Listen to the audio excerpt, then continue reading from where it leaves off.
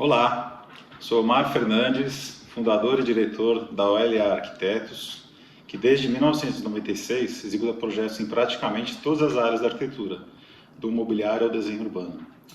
Buscamos atualizações tecnológicas para tornar a implantação do projeto o mais eficiente possível, tanto no momento da obra quanto no uso dos sistemas.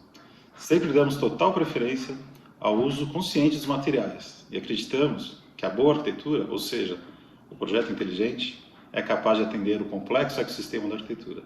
E é disso que vamos falar hoje.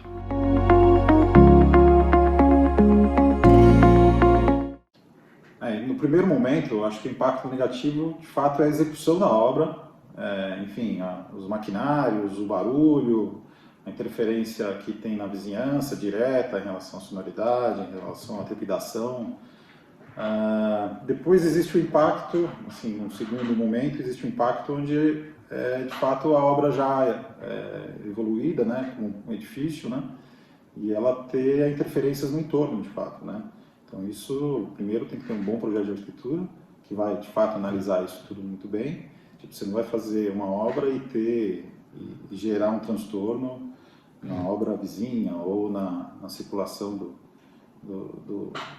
da rua em frente, enfim, Ter um bom projeto, e um bom projeto de canteiro de obras, eu acho que isso é fundamental, porque quando você organiza o canteiro da obra, você organiza a obra em relação à chegada de materiais, em relação aos fluxos, a áreas onde está tendo essa atuação do fato da obra.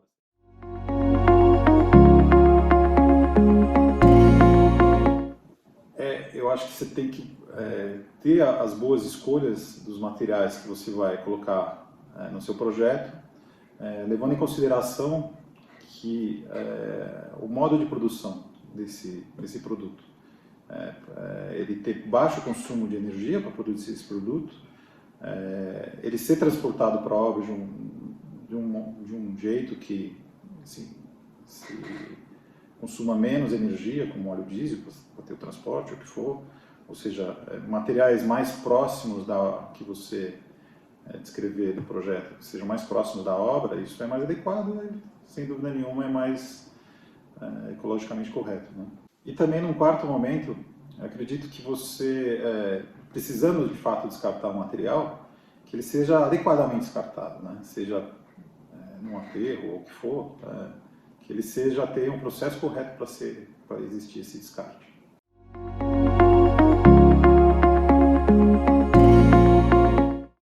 Bom, cada projeto ele é feito em um local definido, um terreno, uma fazenda, um lote, o que for. Então ele de fato tem que ter uma conversa muito grande com o local que ele está. Isso é o primeiro ponto. Então, por exemplo, se o local for muito amplo, talvez não tenha sentido você fazer uma arquitetura muito restrita, a não ser por um conceito arquitetônico diferenciado. Do mesmo modo como você tem um lote muito pequeno, urbano, se você ocupar todo esse lote, também você vai ter pouca área externa. Então, será que isso é o mais adequado? Então, o que é mais... Eu acho que o que conversa em relação ao projeto e seu meio ambiente, em relação à volumetria, que eu acho que é isso que a pergunta faz, Essa integração, de fato, é em relação à escala. Eu acho que as coisas sempre têm que ter harmonia, o projeto tem que ter harmonia em relação à escala que está ele implementado, Tanto no ambiente rural, ambiente urbano, o que tem em volta, se tem um paisagismo bem formado, ou se tem edificações ao lado. Então, acho que a harmonia dentro de um contexto da localidade é bem importante para esse projeto ter sucesso.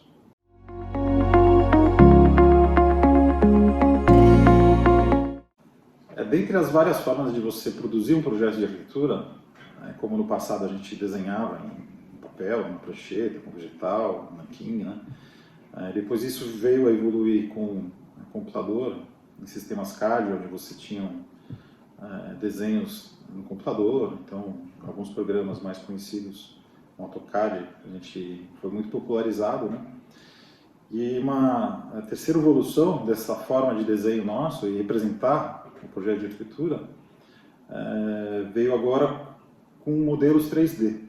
Então, esses modelos 3D, eles hoje são imputadas informações nele, né? Então, por exemplo, quando você desenha uma parede num projeto, ele não é só uma parede, ele tem informação que a parede é feita de que material? De tijolo, que ela tem a argamassa, que ela tem bolso, reboco, pintura.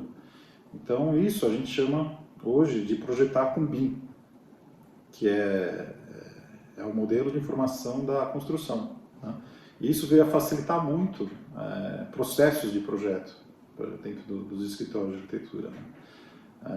Primeiro porque você consegue desenvolver a arquitetura fundamental da construção que você quer, e depois, através de um modelo, né, através de um modelo 3D, e depois todos os desenhos que normalmente a gente era o mais preocupado anteriormente com outros programas, que era desenhar mesmo para esse desenho ir para a obra, que a gente chama de projeto executivo, ele simplesmente virou uma representação desse modelo 3D.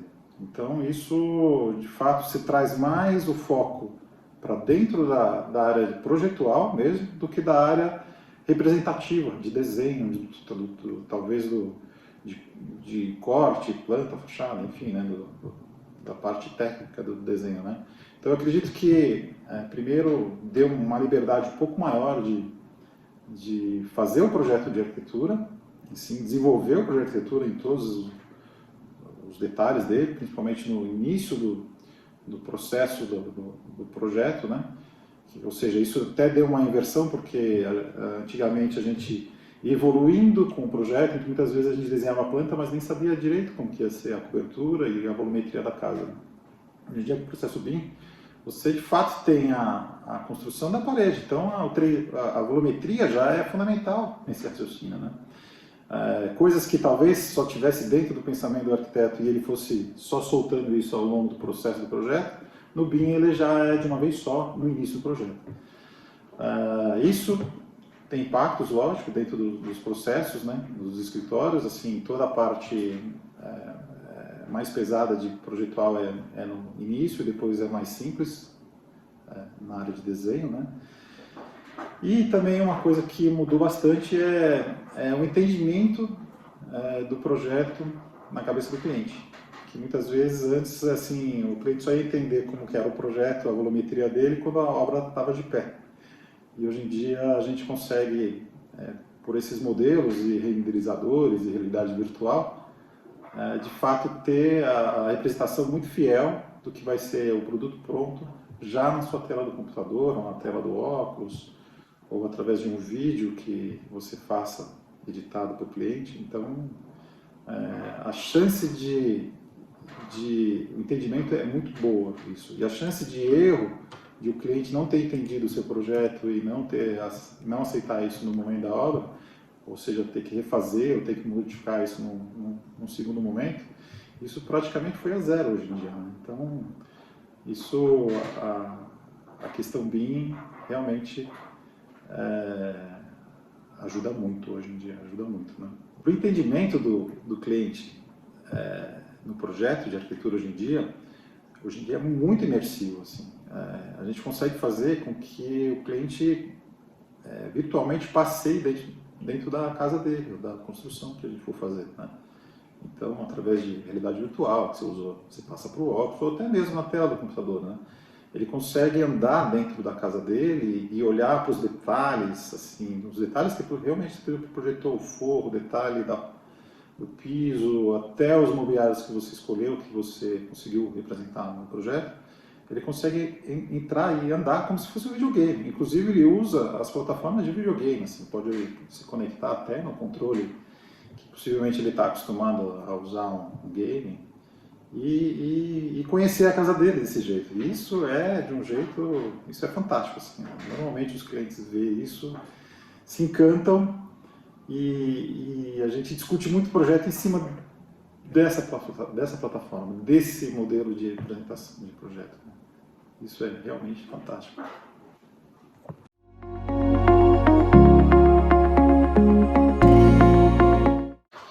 Um bom exemplo de um projeto que a gente fez, que teve um impacto ecológico muito positivo aqui no escritório, foi um projeto que a gente fez numa casa de praia no Nordeste brasileiro, no estado do Rio Grande do Norte.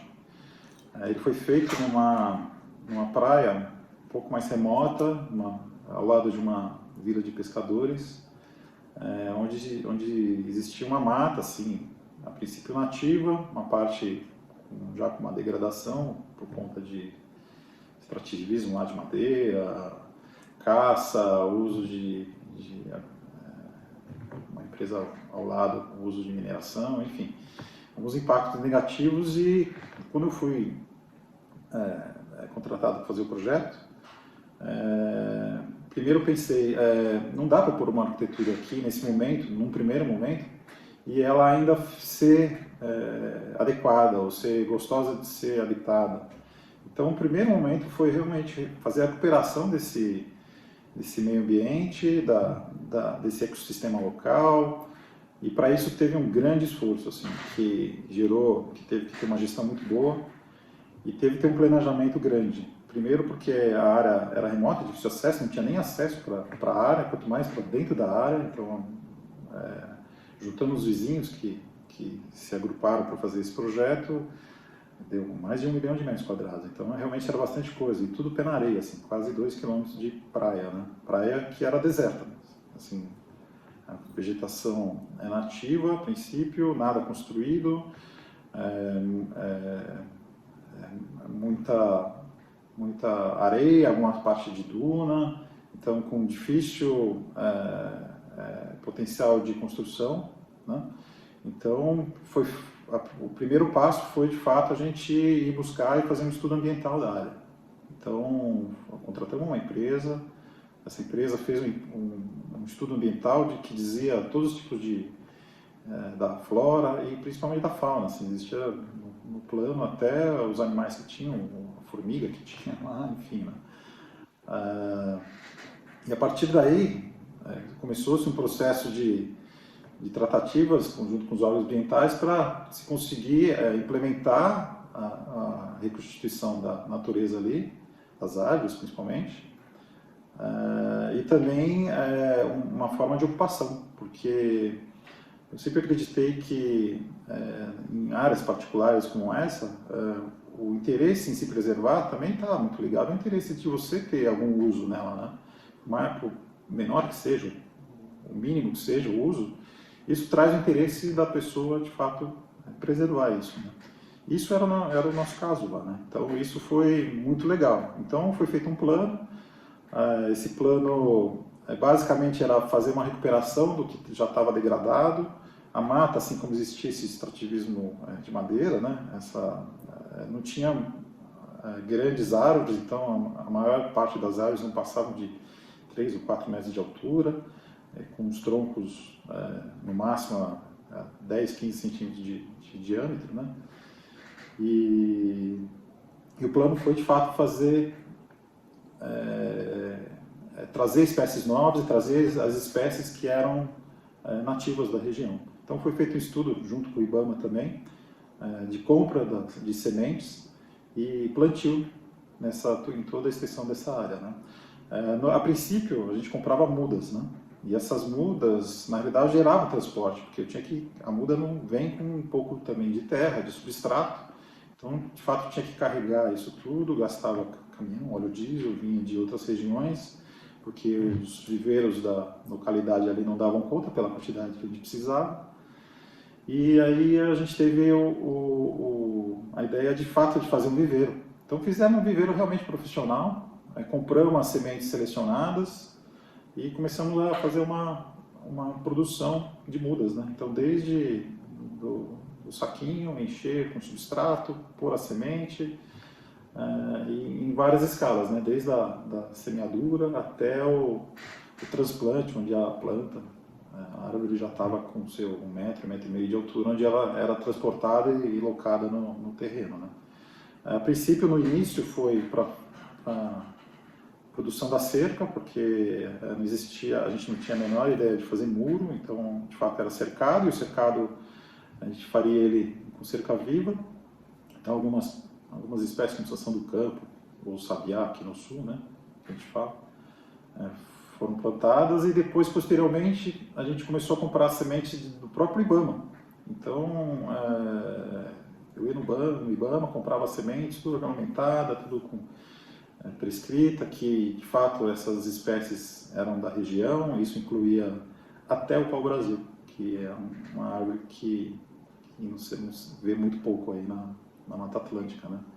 E de todas as espécies que você imagina, desde os ipês, das sucupiras, de árvores frutíferas, e principalmente árvores frutíferas, porque a gente começou também a atrair a fauna que estava na região, que tinha migrado para outras localidades ali da praia, né? Nesse processo todo, que durou um tempo, assim, o primeiro estágio de fato foi longo, foi aproximadamente uns 5 anos, né?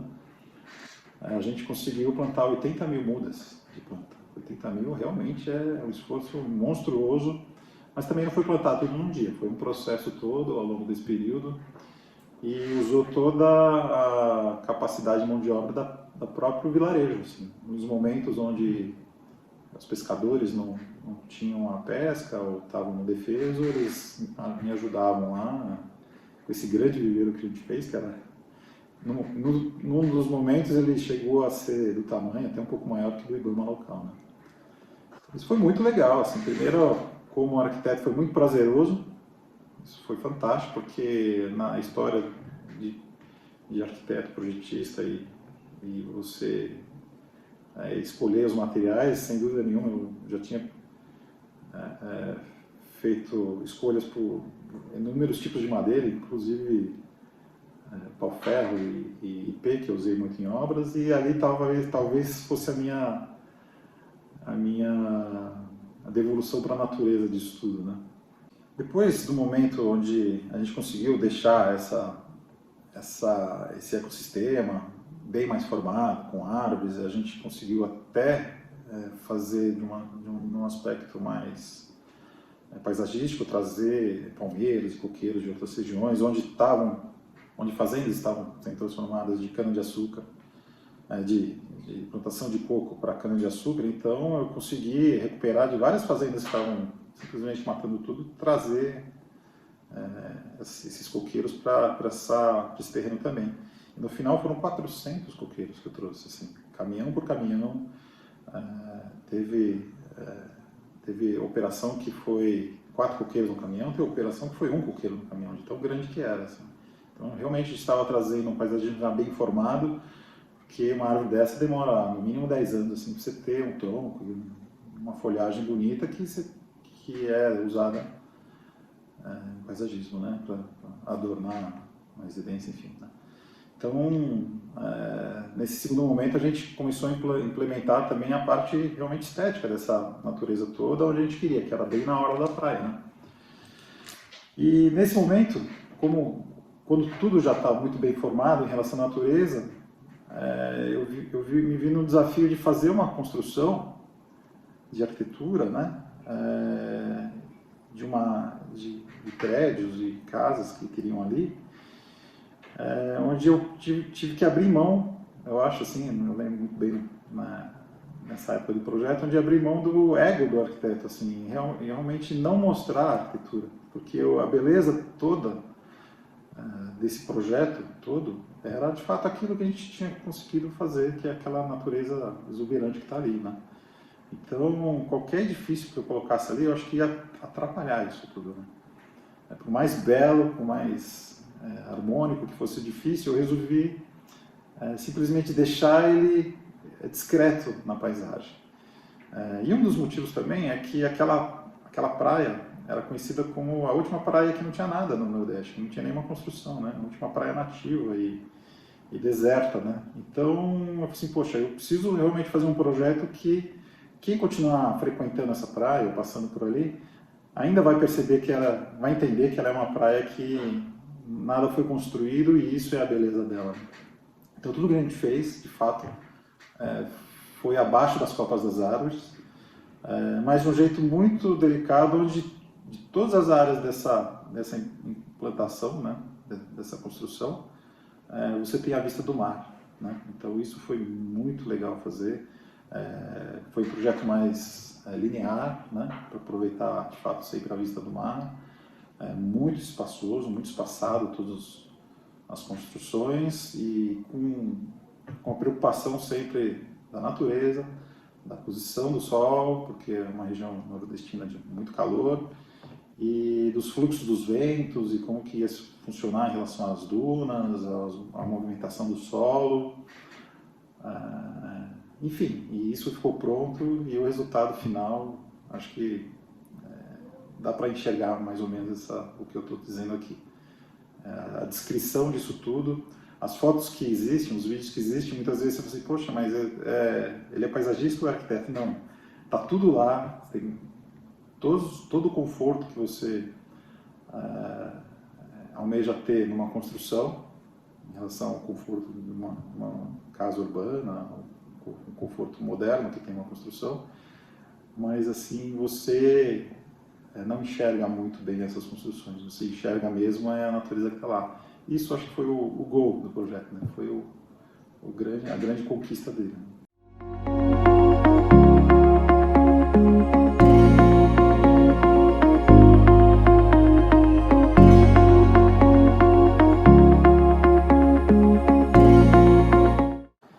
Com esses tempos de pandemia, muita coisa mudou. Assim, o mundo ficou mais digital e, por consequência das restrições, as pessoas ficaram mais restritas dentro das construções de casa, enfim, circularam um pouco. Então, teve uma grande valorização, de fato, da habitação, né?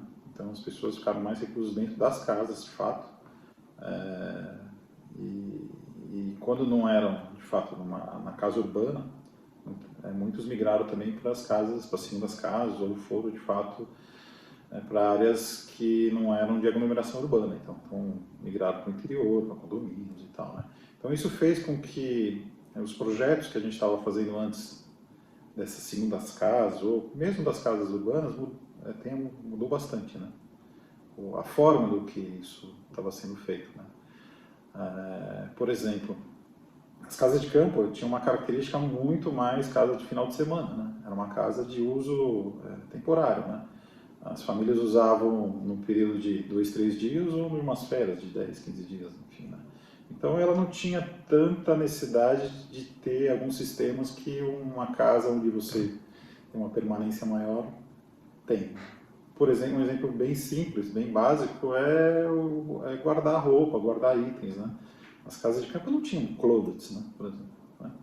E a partir do momento que essa pandemia as pessoas começaram a se estabelecer mais, né, nesse tipo de construção, né, do interior ou da segunda construção, ou de campo, ou de praia, enfim, a gente começou a ter que projetar essas áreas melhor, né?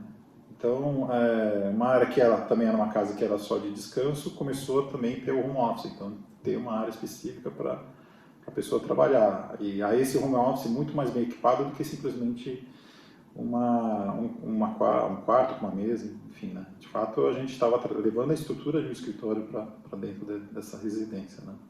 Outro aspecto também dos projetos em relação a esse período de pandemia foi que tudo teve a tendência de ser mais autossustentável. Então, todas as construções tendiam a ter todos os sistemas que mantivesse ela autossustentável em relação a um grid urbano, enfim. Então, por exemplo, a geração de energia. Então, antes, como era uma opção você colocar um gerador ou instalação de sistemas de fotovoltaicos de energia, hoje sim, realmente todo mundo quer usar isso aí, né? O preço realmente está mais dentro do mercado e as pessoas querem isso. Fora isso, algumas práticas antigas de área rural, ter horta, ter pomar, as possibilidades que as pessoas tinham de ter uma área externa e ter a casa mais aberta para a área externa e procurar essa autossuficiência em relação até alguns produtos alimentícios, isso realmente estava dentro da cabeça das pessoas, assim. Não sei se era por um motivo de vai faltar comida ou não, mas essa prática foi legal e isso ajudou muito nos projetos, porque a característica dos meus projetos era, de fato, estar sempre muito aberta ao verde, às áreas externas, né? Então, quando você dá um sentido maior para essa área externa existir, então esses projetos ficaram muito mais fáceis de ser executados, muito mais fáceis de ser aprovados, e tiveram muito mais... esses projetos tiveram muito mais sentido de existirem e, consequentemente, muito mais sustentáveis, ecologicamente corretos.